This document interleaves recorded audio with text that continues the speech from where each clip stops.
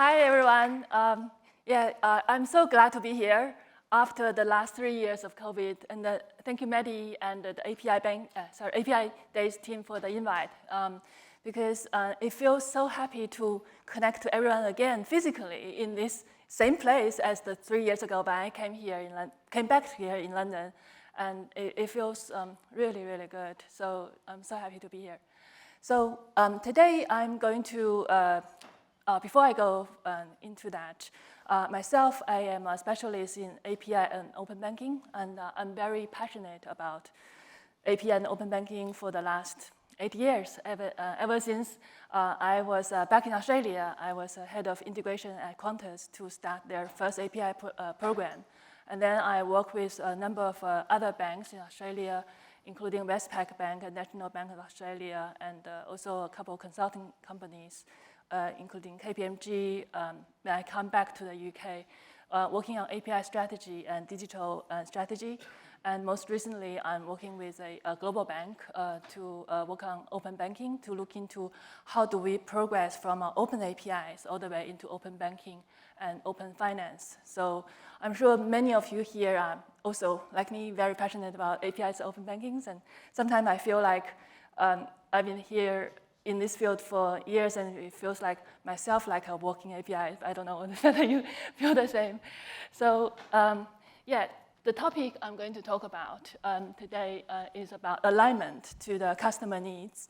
I strongly believe alignment to customer needs should be the core of open banking and open finance effort. PSD2 has been here for about 4 or 5 years, and we have done tremendously across the industry. So across the fintech, the banks, the regulators, I think transformation has been made. But a number of things that still need to be built when we are now on the path to open finance. So they are, as you know, like for example, we still have standardization not being implemented across in every bank. So maybe other businesses are using different standards across Europe and UK and and the world. And data set is still limited to payments, etc. But to me, the core thing that we still hasn't yet accomplished is the customer adoption. Because when I went to some other conference similar to this, I also heard our European counterpartners as well as our business partners in the UK. They were talking about if you look at the open banking user adoption, in the next 4 or 5 years, it should reach 10 or 15 or more times of adoption than where we are today. So how do we get to the customer adoptions? In my view, the customer alignment, customer need alignment is the key, because it sounds very obvious, but obvious doesn't mean that actually we will do it. And when we are working very busily on different things and open like automation or other great things, etc., sometimes we get lost about how should we align to, because when we are aligning to the customer needs, in my view, we will be able to get there much faster than we can. So, next slide. I would like to share with you some of my personal thoughts and journeys in open banking and open finance. Perhaps starting from something very, very basic, and even actually behind the years of digital banking, because I think that could draw some parallel around the customer need. So my start of the commerce field actually was, I could trace back to about before I was 20 or 18 or 20, I was going to the university. So before my university, I decided to take a summer job, which was my first job to do the buying and selling business. I luckily got a job in direct selling.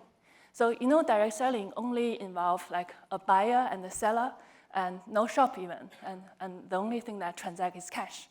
So I was in Australia and just as 18 years old, working in a business, trying to be part of a team to sell a miniature sewing machine. So the sewing machine your mothers and my mothers used to make a lot of clothes for me when I was a kid using a big sewing machine. But the one we sell was very small. It's like that big, and the use is that so you can especially ladies and who love to sew buttons or not sewing, they love to, but so it's so easy for them to do. So that's the kind of advantage of using it. Very simple, and the business model is very simple as well.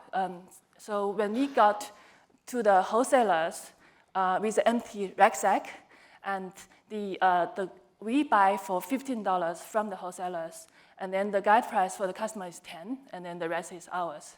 So in my first day, it was very interesting because I went to this kind of wholesale office with about another 12 youngsters. I think I call them youngsters now, in my similar age, like 17, 18, 20. And each of them just were highly spirited. And because my first day, in my observation, they were doing a lot of things to cheer themselves up, including myself. For example, the guys would do 20 push-ups, and the girls will be cheering along, and because we want to go out heroically in our day. So after that, we went out to the customers. Because we are doing the direct sale, you can imagine if you have seen films like Glengarry, Glen Ross, and it's not an easy business. You need to persuade the customer to buy from you. You have to conquer your initial fear of rejection. So we went to a shopping mall because in those areas, there are lots of shops around. And then when we go there, we go to individual shops to ask the shopkeepers to buy our washing machines because we cannot ask their customers because that doesn't sound right. So we went there, and we spent there about 3 hours across the whole shopping mall. But we didn't manage to sell a single thing because one is our sales skill were very poor, and the other is, it's just not easy. So nobody really wanted to buy it. So I didn't get a successful in the first day. And the second day, I thought I'm going to change my tactic. I thought I would want to reach to the customers who loved my product, and I want to have them to basically to know what I'm doing, and then reach to the people that a massive number of people who will be able to buy it from me. So I decided to go to a factory, like industrial land. And then there are a lot of factories, little factories in Sydney, Australia, dotting around.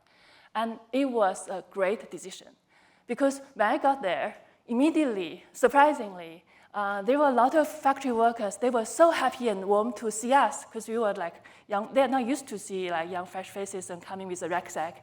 So they were saying something like, "Oh, it's so good to see you, and you look like my daughter. Shall I introduce you to myself?" It's something really kind of down to earth, I would say. But I spoke to one person. He's called Tony. And he actually became my first customer. And he said to me, "I really like this product because my wife would love to have it to help to sew for my daughter and myself. And it's so small, I'm going to buy it for a present for her." So he became my first customer. And then on that day, I sold about 4. So I made $20, but I was still very, very happy. And then the next day, I went to some other factories that Tony introduced me to. And I even made much better sale, but the rest is history. But from there, although it's a small thing, but to me it means a lot because I feel if I really care about my customers' needs, and it just makes personal sense to me, and I feel that's the way for me to go. Then fast forward to 2022, October 26th today, and we are at this stage. And I'm standing here, and now the world has changed so much. So we are in the open banking, and starting the open finance world. And because of this change, actually the way we have been doing selling and buying has completely changed. I think for me, the reason for it is because as a digital economy equipped with different technology, we have this new concept of sharing data across different industries, beyond the walls of the organizations and beyond the borders, different countries, sharing the data and through the APIs. That's why we are in the API days.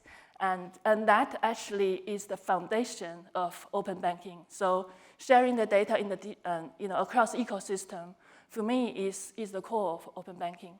Then open banking is right now focusing on payment, so customer information, payment initiation, digital identity. So that's excellent foundation. And now we are going to open finance. It's going to open up so much more. So we are going to have the data open for mortgage, for investment, for lending, and even like education, hospital, you name it. The world is going to have a lot of open data and open API available at our use. So, and that would be the power of open finance, because we can do so much more with open finance. Just go to the next one. So, then what would the world of future of open finance do for my dear first client, Tony, then? Because this is not Tony, but it just, in my memory, he looks like him, the man in the middle. So yeah, so I had him. It looks good when I look at it. So I think it would be a great, great happy world for Tony if things are doing right, if you are doing right. Like now we have this availability of a vast amount of data, being like mortgage, lending, etc. So Tony will have a complete view of the financial situation he has. So he can use the open banking, open finance API powered by the lovely fintech apps, able to see how much reserve he has for end of the year, so what he should invest in, etc., etc. So it's going to be really good, even if he's just an everyday, retired worker from the factory. And the second thing is that the open finance actually is going to be much better than open banking, because it helps you to streamline your services across the customer journey. So not only just on the payment front, but with embedded finance, banking as a service, suddenly when a customer or person trying to do something, for example, like Tony, his daughter is going to get married, he wants to apply for a mortgage or buy a house for her daughter, then there are every single steps that we can use open finance or open banking to help. Like, for example, when Tony tried to send the application, then we can use open finance or open finance to streamline to automate the application process, onboarding process. And also when Tony tried to say, I want to have a really good interest rate, and here is my credit rating. But in current days, we have limited way of giving the credit rating to customers. And sometimes it's giving disadvantage to the group of people that they do not even have bank account, even do not have the facility to show they are worthy for that credit. So now with the opening up of the different data, credit agency data, and also data showing through the way that Tony has been keeping his repayment right, and etc. So now Tony would be able to show very easily that he is worthy for the credit, and he can get the credit and interest he wants. So imagine through each of the single processes, then he can demonstrate his ability to buy a house, and it will be a really good experience for Tony. So around the customer journey user experience, it's going to be really fantastic using the open finance, open banking technology. And then other things will be it will be cheaper and more convenient for him, because Tony can just look at a different comparison of mortgage deal, etc., and insurance deal, and so he can get much better experience. And even if Tony wants to move countries, and maybe he wants to move back to Hungary to enjoy the company of his mother and his parents, his sisters, then he can also take his financial history with him. So that currently we cannot do, but through the enablement of innovations from different fintech company and banks together, this can be achieved absolutely to Tony. Other things I won't illustrate, but the point is that if we implement this, all these user journeys that I was talking about, I think this will really help the customer's life if you look at in like 2 or 3 or 5 years in the future. And these are the use cases that would directly impact your life, my life, Tony's life. So directly is customer related. Next one. But everything has a flip side. So even if we have so much data available to everyone, to the customers, but it actually comes with a lot of complexity. Open finance is 10 or more times more complex than open banking. Why is that? Because open banking only opens up payment data, but open finance would open up so much more. Like if you imagine like mortgage, investment, even like the credit bureau data, then all this data has to be interoperable. So we have to make them to work together and make sense. So that's then one complexity. And there are a lot of other considerations like technical business model or legal. Is it okay to merge this data in France and with the data in the UK? I don't know. But you see, there are a lot of complexities, not only for technology. Then also it could have the potential to open up the fraud, because cyber fraud, as we work in technology or work in product, has got so much more attention because we have the data available. Customer has given the consent to the public, to the technology company who are using it. Then it opens up a lot of room for cyber attack. So we need to deal with that. Then another thing, which is really important, is fragmented standards. So right now, even with open banking, we have such an issue with different standards. But if we go into open finance, you will think about the insurance have their standards, or the bank has their standards, or different other countries have their standards. Hospital, if they join this smart data scheme, then they also have their standards. So who would be the regulatory to monitor those standards? And so it is actually a massive effort to be able to make it right. So yeah, it's a great mission. It probably would, in my view, it would take years for us to get there. Next one. Yeah, so let's imagine the downside for him if you think about these challenges.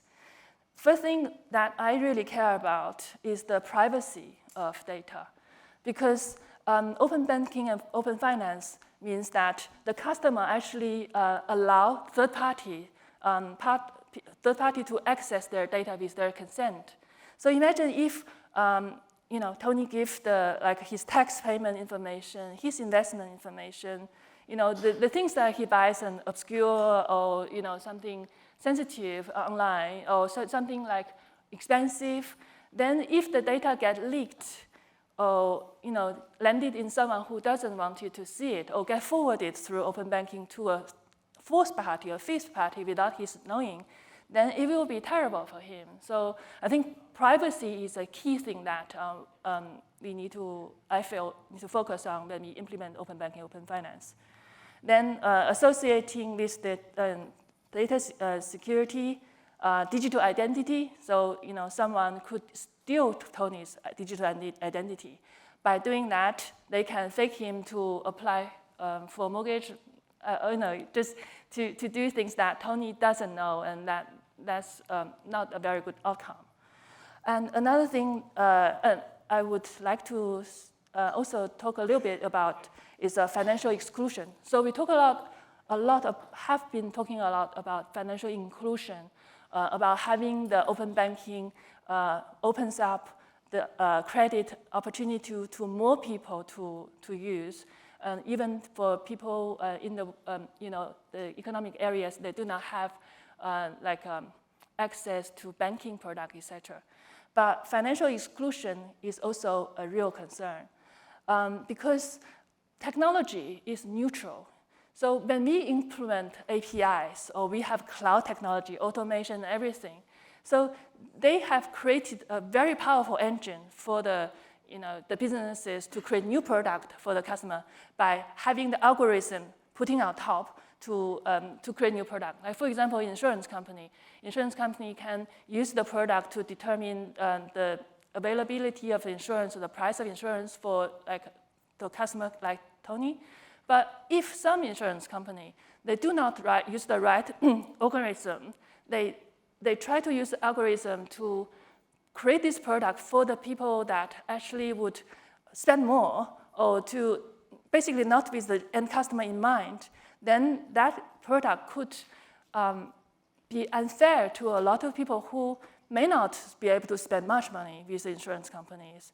And they may be excluded from the right product or right deal, right protection for those customers and people. So I think with the technology has been advancing so much, this, how do we use technology to actually address people's need that we should really be addressing? It should be purposeful rather than just let technology to go to do its own work. I personally feel we have to be very mindful of that. So,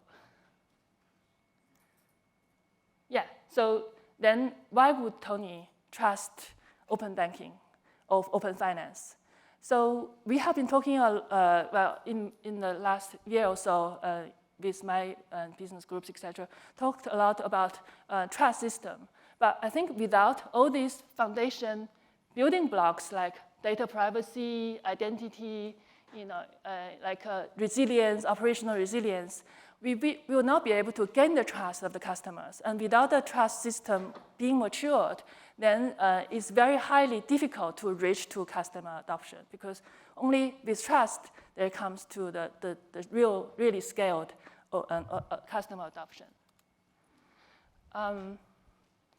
Yeah, so to summarize the future journey I have been trying to envision in the last 10 minutes with you, where do we put our focus? I feel like although we are doing so much great work around technology, commercial model, business model, etc., but to be able to get there much faster and also much more effective, we need to align everyone's need into the people's need, into what customer need. By doing that, then we can successfully implement open finance. I created a simple model, a framework for myself actually a few months ago to just help myself to put my head around all of the complex jargons and components. And I'd like to share with you. And yeah, I'd like to hear your thought as well after this. So you feel free to link in with me or talk with me. I would love to discuss that with you. To see how we can simply envision this open banking, open finance world, and then put the simple basic foundation in it and build on top of it. So the way I see is that customer is at the top, because we should always align. To create any product, we align the customer journey, meaningful customer journey at the core. Then to achieve that, we have a number of parties or players in the open banking, open finance world. So we have the banks and the fintech, that's on the right-hand corner.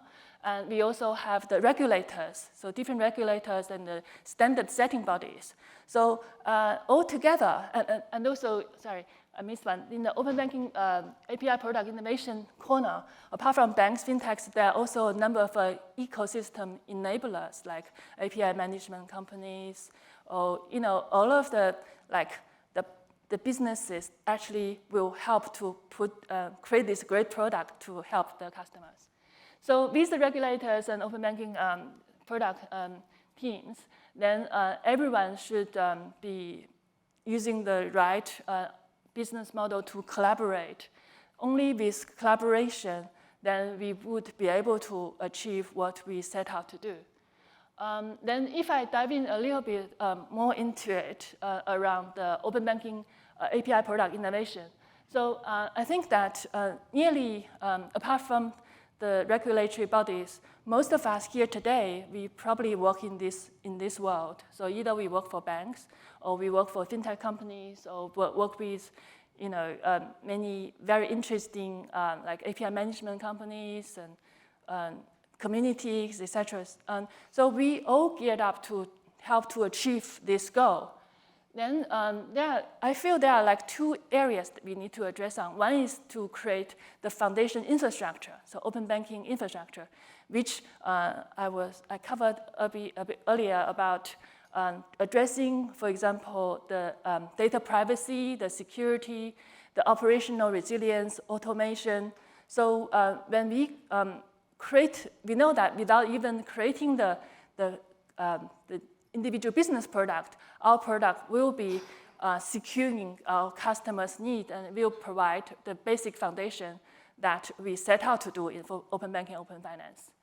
And apart from that, I feel we also this is what we are doing, is that we are creating a tremendously large amount of innovation, like all of the products then will help to be part of the meaningful customer journey one at a time. Then by having the infrastructure and the product together, we will basically become a economy of a API product team to help with open banking. And then together with regulators, because all the regulators, what they try to do is just to set the regulations to protect the customers, to ensure a level playing field. That's why they have created PSD2, GDPR, DORA, to ensure the operational resilience, those sort of principles.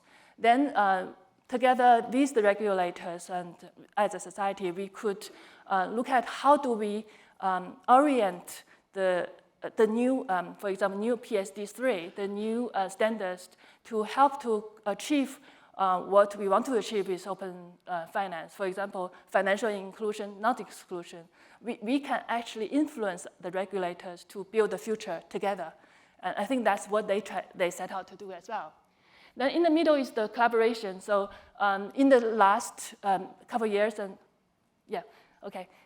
in the last couple of years, we have got like a different consideration about how do we create incentives for the banks and in fintechs, etc. So we need to have a very good business model, liability framework, trust framework, so that we can all work together in harmony. So yeah, that is the framework I created. I would really like to hear your thought, and I created 5 questions about it, but I will send that presentation available after this. So yeah, good luck for your open banking, open finance journey. And it's not going to be easy, but I think we will make a great innovation, and we will be able to lend safely if we try to align to our customers' needs. Thank you.